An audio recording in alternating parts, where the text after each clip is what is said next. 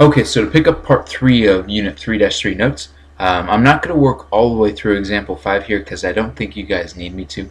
So unless one or more of you tell me that you would like to see this all the way worked out, I will help you set it up. And then I do want to talk about some of the key concepts though, and particularly part B and part C. There are a couple key things that I want to make sure you are comfortable with. But hopefully part A was pretty much just a review part anyway. So you guys are welcome to work through this. Probably not a bad question to work through, but I won't work all the way through it. So determine the stopping distance if a car is going up a 10-degree slope, down a 10-degree slope, or on a level road if it was originally going 30 meters per second and has that much mass. Well, in order to determine the stopping distance, right, so here's my car, it's going up the road, it slams on its brakes and then it wants to skid to a stop. Well, in order to determine the stopping distance, right, I know its initial velocity is 30, I know its final velocity would be 0. I want to find delta x. It's really just a kinematics question. I just need to figure out what my acceleration is going to be, right? So how can I figure out my acceleration? Well, hopefully not too bad, right? What would be the forces acting on this car? Well, I've got my force of gravity pulling down, my normal force perpendicular to the road, and then because I'm slamming on the brakes, I'm using friction, right? And to answer part B, I use kinetic friction and not rolling friction because once I slam on the brakes, the tires aren't rolling over anymore, right? They're not turning over.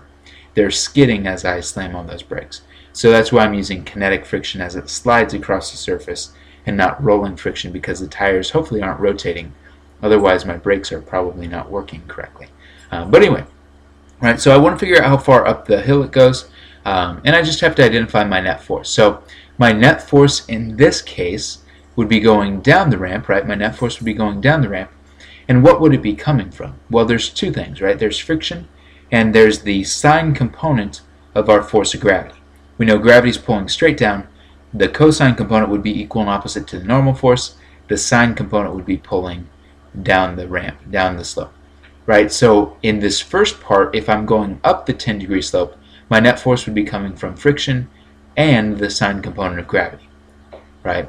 Well, to find friction, I would take my coefficient of kinetic friction, which they gave me, times the normal force, and I do have to realize that on a slant like this, the normal force does not just equal the force of gravity, but it equals the cosine component. So it would be my coefficient times mass times gravity times cosine of theta, and then I'd be adding to that the force of gravity going down the ramp, so mass times gravity times sine of theta. So my net force would be equal to that, right? I actually don't even need the mass of the car, because if I was to take this one stage further, I'd have mass times acceleration equals my coefficient times mass times gravity times cosine theta plus mass times gravity times sine theta. Since everything involves the mass, I could divide everything right now by the mass, and I don't even need it. So anyway, I could find the acceleration by just using this, right? And then once I have the acceleration, it's just kinematic, so hopefully that's not too bad. Again, if you guys are okay with that, I'm just going to leave that here. Again, if you want to finish this the rest of the way out, go for it. The one thing that I do want to talk about with part A is which distance would be further. Well, going up the slope, right, I know that both gravity and the friction would be working against me. If it's on a level surface, then the only thing working against me would be friction, right? So gravity wouldn't be working against me. I would just have friction, right? So my net force in this case would be coming solely from friction. The one thing we would have to consider, though, is the frictional force would be higher than if it was on that slanted, right, on that inclined road. So the frictional force would be higher because instead of just being a cosine component, the normal force would be equal and opposite to the entire force of gravity. Okay, so these two, if I wanted to compare the acceleration of these two, I would have to actually consider how much of a difference that normal force increasing would make on my overall acceleration. However, if I asked you of these three scenarios which one took the longest stopping distance, hopefully the third one would be one of the easier ones to work with, right, in terms of answering that question. So if I'm going down the incline, right, then my net force is going to come from friction, which is working against me, but my force of gravity is going to be working against that, right? So my net force, hopefully going opposite of the downhill incline, so my net force would be coming from friction minus the sine component of gravity. So obviously, regardless of what my my normal force is here, this friction, this net force I should say, would have to be the smallest because I'm taking friction and I'm subtracting another number from it. So it would be the same friction I had from this first part in part A, and then I'd be subtracting the sine component from it. So I would expect you guys to be comfortable solving any of these out, or if I asked you the conceptual question, which one would have a longer stopping distance, hopefully we'd all be comfortable with the fact that the one going down the incline would have a longer stopping distance because friction and force of gravity are working against each other, and so they're not helping each other out there. Okay, but anyway, part B, again, I already kind of answered that. We're using kinetic and not rolling friction because the tires are not rolling. If we've slammed on our brakes, they are skidding. And then finally, part C, can we find the stopping distance if we included the drag force? Well, the answer to that's kind of a yes and it's kind of a no, right? And it's kind of a no because right now we probably can't. And the reason for that is it just requires more calculus than we're probably comfortable with. But anyway, I'll still talk about it a little bit because the drag force we know would be 1/2 c times rho times area times velocity squared. Well, the reason that we can't do this, right, the stopping distance, the acceleration would be changing at every instant time because my velocity is changing, right? As we go up or down the ramp and we're stopping, we're slowing down, so my velocity is constantly changing, which means my drag force is constantly changing, which means my net force is constantly changing, which hopefully you're following the trend here, but that means my acceleration then would also be constantly changing. And if my acceleration is constantly changing, I can't use kinematics, right? So the only way that I could try to do that would be to develop a function that represents my velocity with respect to time or my acceleration with respect to time. Now again, this is something we actually will look at hopefully a little bit more as the year goes on, particularly once you guys get a little bit more comfortable with the calculus. But for right now, I basically just want to touch on this of, no, we can't do this, at least not easily, not readily, because the force would constantly be changing, and therefore the acceleration is not constant, right? So it's not constant, and so I can't use kinematics the same way that I normally would. So anyway, you would have to either have a graph representing this, or you'd have to use some derivatives and some integration, which is maybe a little beyond where we're at right now. Anyway, this next example here, hopefully a little bit easier, so feel free to jump forward in the video if you don't want to listen to me talk all the way through this. I will again set it most of the way up, and I'll probably go ahead and solve it too, but just to recap, this should be a review question hopefully for us. So you've got a 100-kilogram box sitting in the back of a truck. The coefficient of static friction is 0.40. The coefficient of kinetic friction is 0.2. What is the maximum acceleration the truck can have without the box slipping? So it's sitting in the back of a flatbed truck. That's the flatbed. I'm not worried about the truck. Here we go. Maybe something like that. Beautiful truck. I know, beautiful truck. Probably the single best drawing I have ever had in this physics course. Definitely the best one on these videos. But anyway, so I've got my truck. I want to find out what the maximum acceleration the truck can have without the box slipping. Well, if the box isn't slipping, then the acceleration of the truck and the box need to be the same, right? And so in order to figure out the maximum acceleration for the truck, I really just need to figure out what's the maximum acceleration that can be applied to the box before it starts to slip. Well, the key there is if the box is not slipping, I need to be working with static friction, right? I need to be working with the maximum static friction so that I can find my maximum acceleration. So as this truck accelerates forward, if the box is not slipping, it's not slipping because static friction is actually holding it forward, right? The box by nature would want to stay there, but the static friction is going to force it to stick with the truck bed as the truck bed accelerates forward. So the only force, the only net force, right, or the only force providing the net force, I should say, on the crate, because we know we have a force of gravity pulling down and a normal force pushing up. But the only force providing the net force would be that maximum static friction force.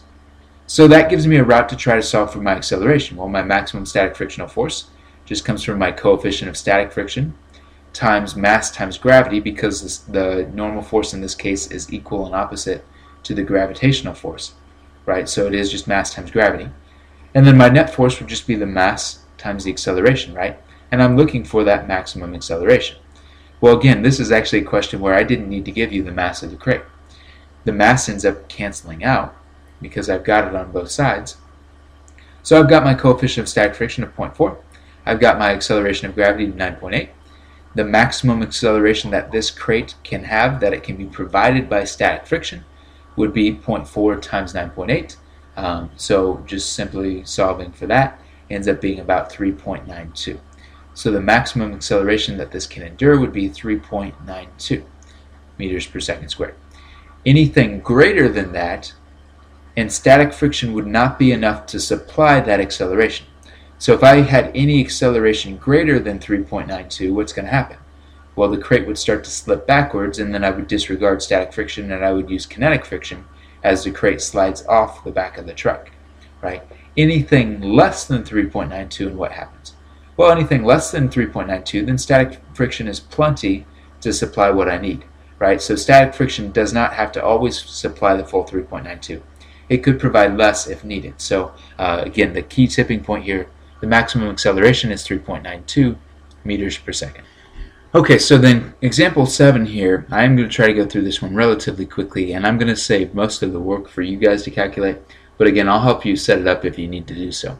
So I've given you the table of information here. So for the first instance, what I'm showing you is the time versus the rolled velocity. So if I just take this cart and I push it across a horizontal surface as it's rolling, the velocity obviously would decrease over time because, yes, there is going to be at least some friction working against me, right? And then this situation is kind of like the lab that we did last year, right? So you've got a cart, it's connected to a mass hanging over a pulley, right?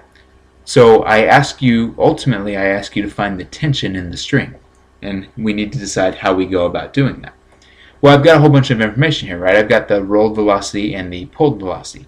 And obviously, as we have this over here, we can see the acceleration, or I can see the change in velocity, I should say, right, as it's being pulled down. So the way that I approach this, well, what's the significance of the first part?